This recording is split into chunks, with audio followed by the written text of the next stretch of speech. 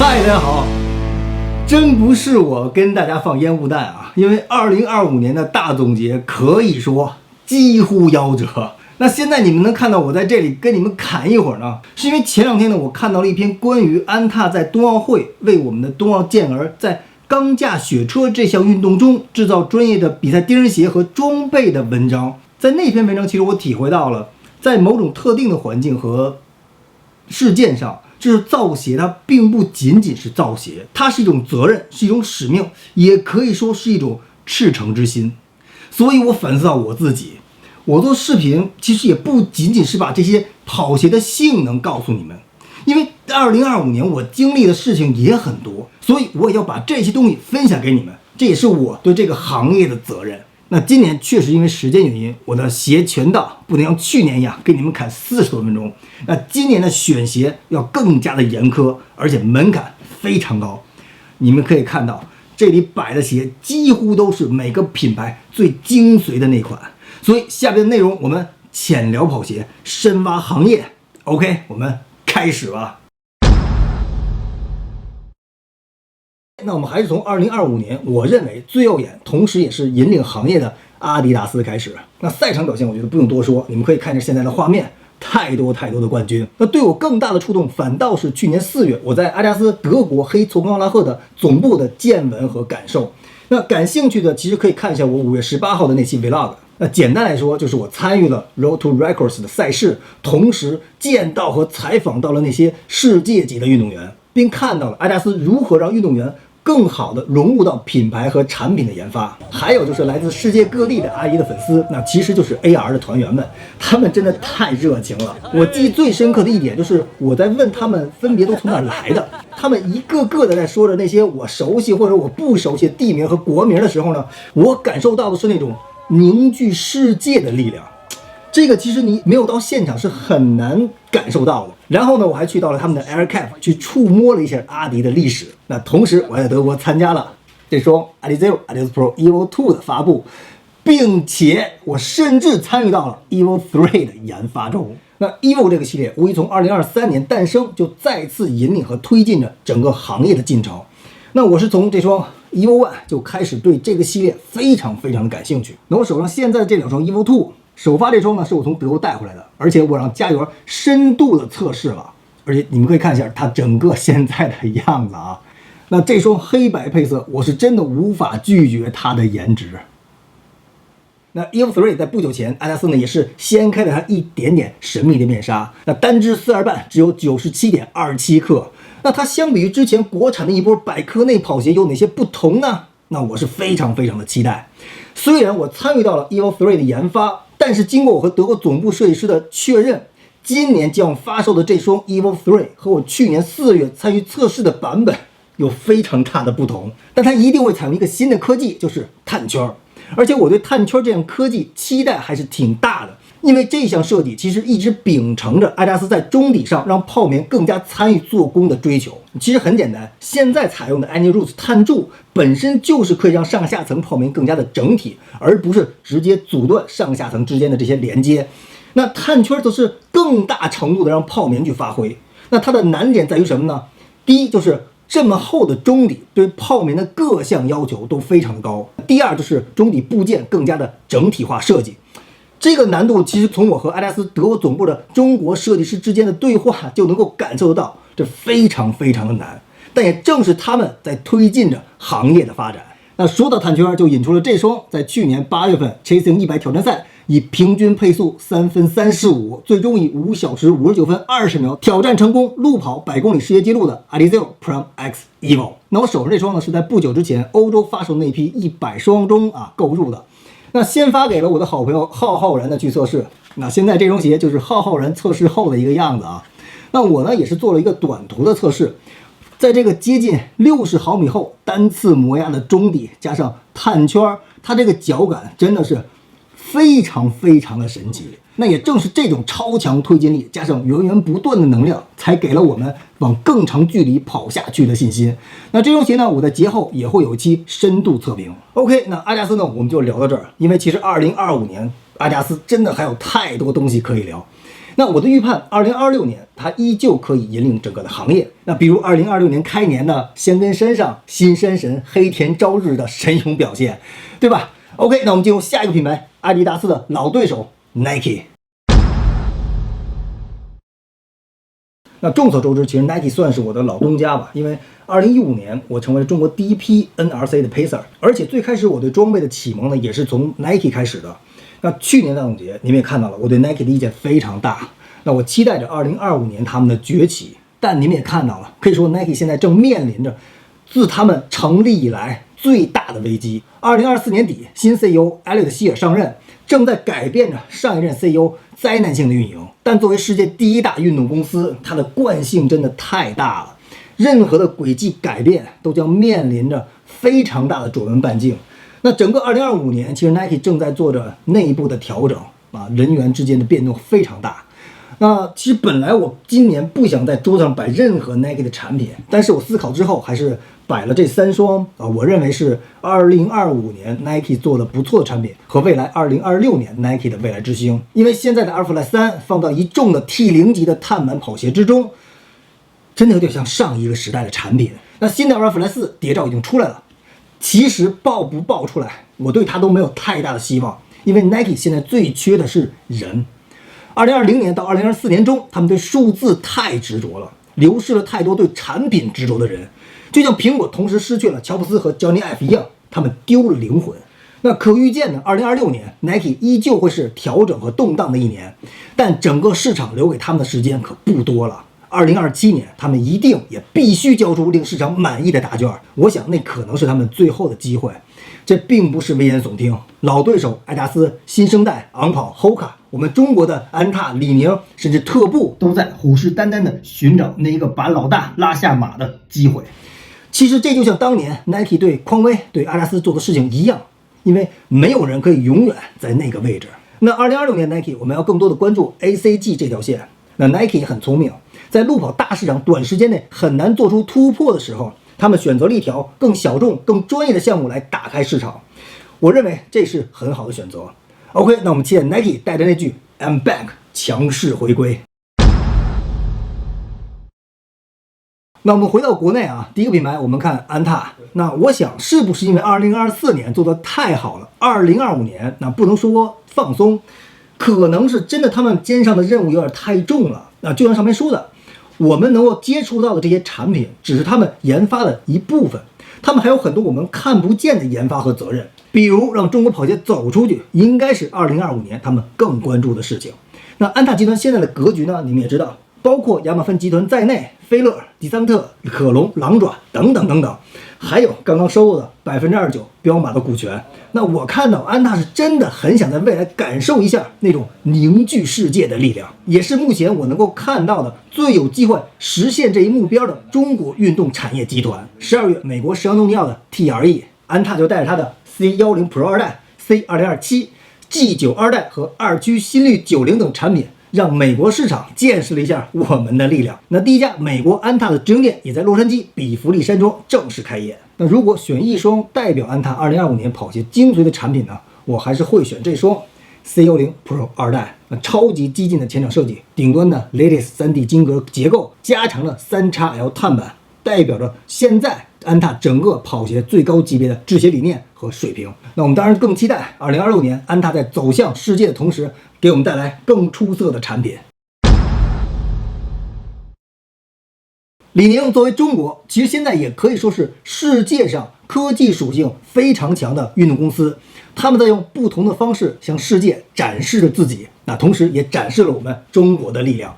因为没有超能力，就用了更技术性的路线，在那些世界级的赛事上，让他们的跑鞋不断的出现在那些榜单之上。那这是另一种让世界认识我们的手段。比如去年李宁的2件标志性的事件，第一就是签约巴雷加，首马塞维利亚穿着飞电5 Elite 就拿到了冠军。虽然没有超预期的表现，但是也能够看到这位来自场地赛的埃塞小伙子潜力非常的足。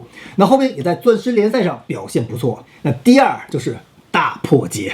2025年12月，瓦伦西亚，他穿着飞电6 Elite， 以不可思议的年龄、不可思议的状态，全程凶猛的跑姿，完成了那不可思议的20455。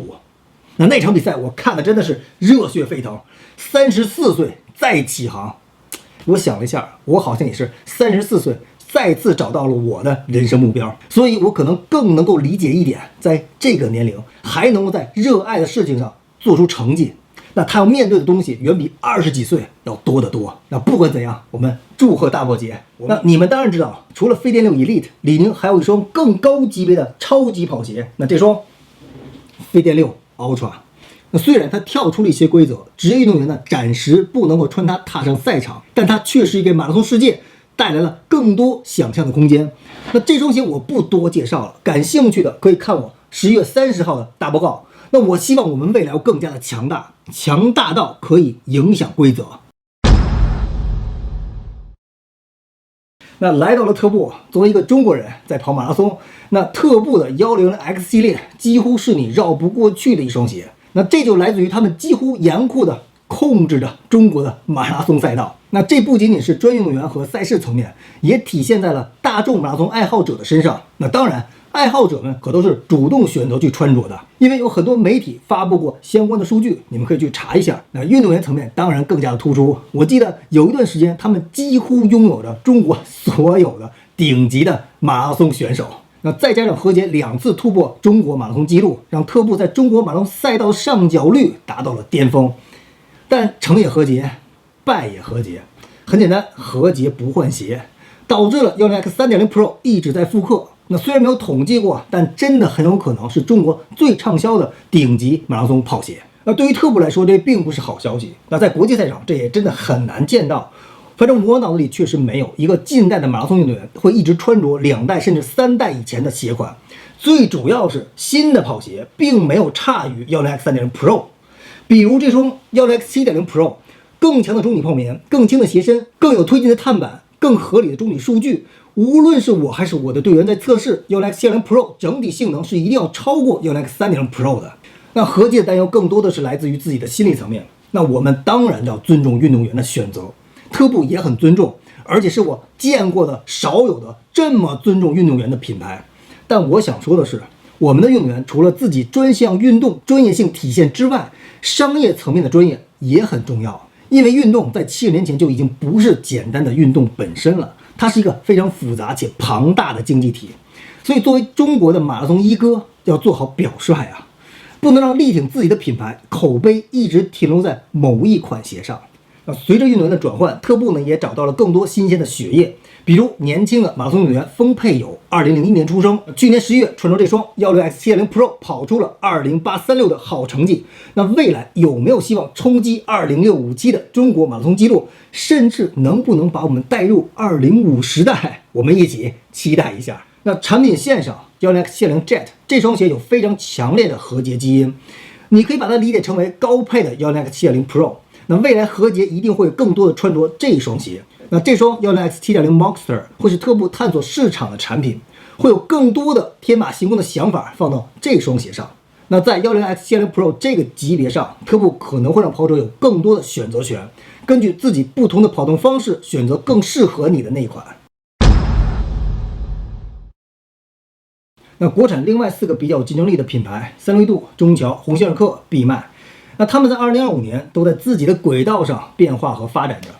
三六一度无疑是这4个品牌之中综合能力最强的。那除了跑步，他们的篮球线做的也有声有色。年尾品牌日发布的这双飞人舞 Future 非常能够代表三六一度现在的状态，积极的听从用户的意见，没有明显的短板，推进、缓震、舒适全部都可以在90分的水平，但没有一样可以达到95分。那你当然可以说这是三六一度的次顶碳，那上面还有一双飞镖 Future， 那这双 T1 级别的他们当然要做得更加的均衡。那相比飞人舞 Future， Pro 4它均衡吗？飞电6 Elite 均衡吗？CN07均衡吗？那这双飞影 PP 6.0它均衡吗？那这几双也都是次顶碳啊，但它们的特点是不是马上就能够在你脑子里出现？那穿过这双飞人舞 Future 后，你脑子里是什么？均衡吗？但飞人舞 Future 为了市场差异化的竞争，其实比其他的品牌在中底用料上的定位要高了半格，但它依然很难突破自己的瓶颈。那这一点中桥做的就要明显的更好。那这双飞影 PP 6.0就是一双性格非常鲜明的跑鞋，在中底增加了镂空之后，除了视觉上的特点，有了更多科技和数据上的加持，主打一个快回弹的脚感。我和队员测试后，结果都是鞋子要更快了，而且加入在南宁状态不好的情况下，还跑出了114的成绩。那2024年中桥和贾俄签约后，两者之间的合作越来越默契，很明显在互相的促进。那我在录制大总结的时候，贾俄参与测试并给予意见的全新的飞鹰 Plaid 3其实已经发布了，鞋子还在路上，所以没能带给大家。那我非常期待未来飞鹰 Plaid 3.0的上脚测试。那红希尔克在流失了李芷萱之后呢，产品线也做了很大的调整，更加的大众化，全面的拥抱大众跑者，在跑鞋设计上也更加的追求颜值。虽然失去了一些赛道上的跑者，但得到了更多学生层面的关注。那闭麦这2年无论是口碑还是产品力的表现都是越来越好。2025年正好又恰逢他们的10年，也交出了非常亮眼的答卷。惊叹3 Turbo、惊叹 Fly、惊叹 Mix 2.0 的组合梯队，年终又放出了彩蛋惊叹 Ultra， 它真的是一双超级跑鞋，但因为太难做了，那非常少量的流入到了市场。那我也问过张伟，他也是安排不了，产品只供给销售端，但并不是为了挣那点钱啊，那真的只是为了那些真正想拥有它的人能够得到。那二级市场也是一度炒到了3999，那我呢也正在通过我的渠道在联系这双鞋，那我希望早日上脚。那这部分的结尾呢，我们再说回361度，它其实相比于其他3个品牌的优势在于更综合的产品研发，还有就是海外的露出。比如我在2025年柏林马拉松的 Explore、美国的 TRE 都看到了361度的展位。那其实361度是这4个品牌中最有机会和有能力再往上提升一个 level 的，但他们一定要敢去舍弃一些，让特点更加的突出。这一定不是说让他们造出比立风2更极致的跑鞋，而是让品牌和立风之间的关系更加的紧密，让立风替品牌讲故事，而不是凌驾于品牌之上。好，我们重新回到国际这边，先看布鲁克斯。从2022年，布鲁克斯重新回到国内市场，回来后展现的并不仅仅是产品力，而是整个品牌力的提升。我记得非常清楚，回归后我测试的第一双布鲁克斯就是他们的干牛20，它非常的布鲁克斯，你应该知道我在说什么。但随着2023年 Max 产品线的发布，布鲁克斯好像从百年保守找到了某种支点。那2024年，布鲁克斯用一款产品向市场宣告着它的研发能力和市场地位，还是一双干油 Glacier Max 超级干油。到今天，翼魔双密已经不是什么超级技术，或者说现在的跑鞋中里几乎也没有什么垄断性的技术。一项技术的出现，以我们现在的供应链水平，研发反推能力会瞬间破解。而且很多国际品牌的中底供应商都是我们中国的化工企业。但我要说的是，到现在为止，市场出现了无数款翼魔双密，还没有一双可以超越超级干油。那注意，尤其是超级干油的一代的脚感，我个人非常喜欢。虽然现在已经推出了超级干油2代，但它有着不同的设计方向。那简单说，一代日常跟慢跑都非常的好，那2代更加的偏向跑步了，更加的能跑了，但日常的属性会稍微的薄弱了一点点。那接下来我们不得不再说一双干油，我从美国 TRE 带回来的干油 Flex， 它既有 DNA Twin 翼魔双密的缓震，又可以带来接近赤足脚感的弯折，这真的非常的神奇。那12月我也发布过一些关于它的上脚体验，感兴趣的可以去看一下。那3月份它会上市，那同时我也会带来这双干油23的大报告。那当然，布鲁克斯不只有慢跑， Hyperion House 竞速线矩阵、龙卷风5、烈风3、旋风3，布鲁克斯就是在告诉我们，我们慢跑很强，但是我们的竞速也很厉害。我在 TRE 还看到了龙卷风6，那更加的激进。2026年的赛场一定会有更好的表现。那昂跑，我认为就是代表着未来。我在东京世锦赛期间见到了昂跑的创始人之一 Oliver 和他的团队，他们真的就是一群来自未来的人。因为 Oliver 对产品的执着非常像当年的 Fair Night，那更可怕的是 ，Oliver 比当年的菲尔奈特在运动员生涯成就要更高。那当然这是开玩笑啊，因为大部分的运动员其实对于装备是敏感的，但是他们对于装备的解读却没有那么的深。那所以 Oliver 作为多届铁人3项世界的冠军，对装备同样理解很深，这真的太难得了。那他们现在把一双 Clubhouse 3 LS 简化到了只有7个部件，而且生产这双鞋的机器，我在东京世锦赛期间昂跑的 OnLabs 见到了，记录并把它发到了一些社交的平台。某些平台达到了几百万的播放，那当然这会吸引一些跑步之外人的观看，让我深刻的体会到了信息差之间带来这种强大的对事物理解的不同，而且大部分人的思维有着明显的滞后性，这是我以前从来没有意识到的。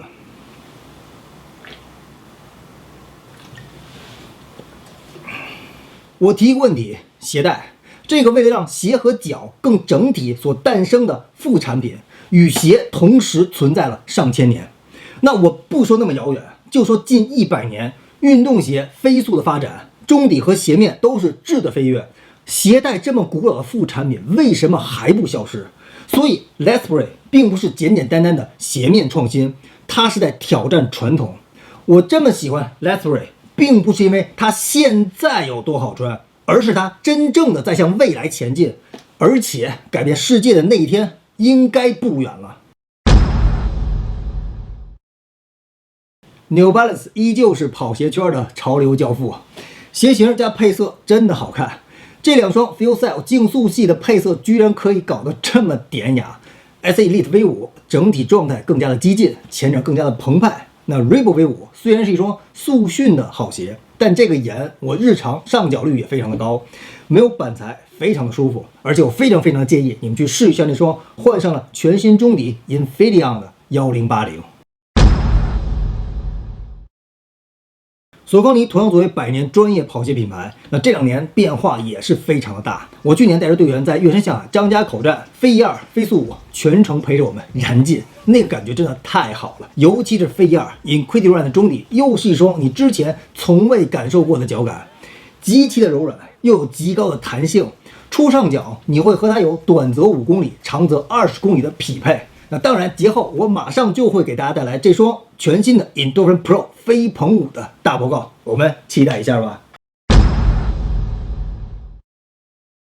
2025年5月，我在日本参加亚瑟士的 Tokyo Speed Race 活动，它是一项赛事，同时也发布了一双神鞋 Meta Speed Ray。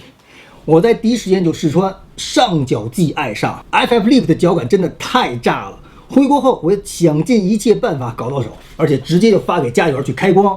他也是非常喜爱这双鞋啊，但他的脚力太大了，再加上他落地时呢会有些前冲 ，FF Leap 真的有点扛不住他的能量。那在他试完之后，我就把那双鞋呢直接送给了他。那我自己又搞了一双，因为这双鞋真的太好穿了。但听我一句劝，千万别作为训练鞋，因为太奢侈了，比赛用就好。那训练我们穿什么呢？可以是这双 Magic Speed 5，上层也用到了 FF Leap。当然，如果你的预算充足 ，Mid Speed 双子星偏步幅加前掌的 Sky Tokyo 和偏步频全掌的 A Tokyo 也是很好的选择。那当然，他们俩呢也是绝对的比赛用鞋。那根据匹配，中底呢也在相应的位置用到了 FF Leap。那这双 Sky Tokyo 中底的训练痕迹就是家园看的，所以你们看一看它的脚力有多大呀！那下边是 Hoka。2025年年初，他们推出的 Cielo XY 2.0，其实做的呢已经不错了。相比于上一代，开始更多的理解公路高速跑动所需求什么。那今年年初我拿到的这双 Cielo XY 3.0，可以说是一双非常合格的超级碳板竞速跑鞋，还没有到达能够触及顶端或者说影响行业发展的程度。那当然，这也和他们越野基因脱不开关系。但我也看到了 Hoka 在竞速路跑跑鞋上的发力。我很期待2026年 Hoka 给我们带来更多的惊喜。那最后我们聊几个小众品牌，也都是我个人非常喜欢的。那咱们先说这个品牌吧 ，Mountain to Coast， 或者叫他们剑山。这个品牌是我从他们只有想法的阶段就开始和他们接触了，是一群非常有理想而且敢于面对挑战的人。因为我从来没有见过国内有一个品牌敢去这么做的。他们现在完全没有在国内玩，一直在北美和欧洲选择了一个超级小众的赛道——超马。那超马不是越野，也不是马拉松，它是一种单独的运动。那随便说一个吧，超马的世锦赛6天6夜跑上970公里，你也只能拿到女子冠军。那这项运动对于人本身是身体和精神层面的双重极限挑战，所以他们的鞋，比如 R1 就是服务于这些运动员的，也就造就了很多不同于马拉松和越野跑鞋的特别设计。比如它就非常的耐造，因为它至少要满足一场970公里的比赛，对吗？还有就是这个前后分段的鞋带锁紧系统，我个人也很喜欢。他们现在也在不断的丰富着产品线，那未来我也会带来更多的关于这个品牌的报道。Normal、Norda、RAD 这都是我非常喜欢的小众品牌，也是我2025年上脚率比较高的鞋款。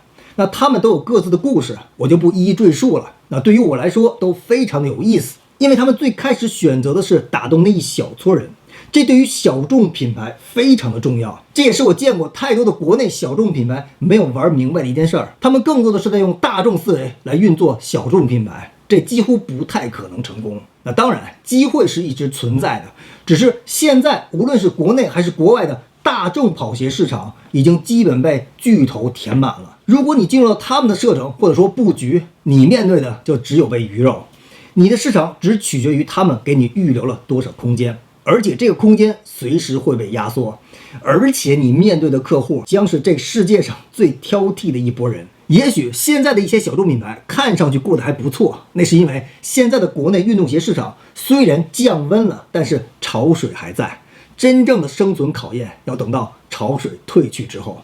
那当然我希望2026年我们都要更好，运动产业也将会成为中国的支柱产业之一。那 OK， 这就是2025年我想和大家说的一些话和我对行业的一些洞察。那我们马年再见。